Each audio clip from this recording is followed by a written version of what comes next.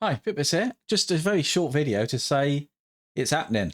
I've paid for and set up a hosted race on iRacing, so it's going to be a community race that everyone's invited to. It's going to be happening next Saturday. That's Saturday the 16th of August at 6 p.m. UK time. You can see here I've set it up. We're going to have a bit of practice, then an open qualifying session, and then a 20-minute race.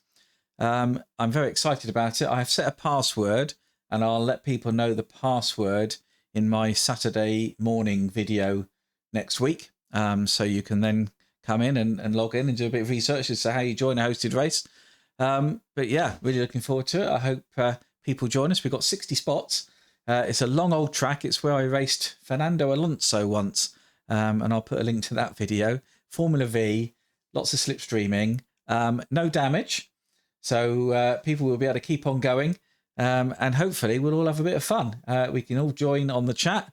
I will be live streaming it and we'll see how it goes. What's the worst that could happen? Anyway, hope to see you there.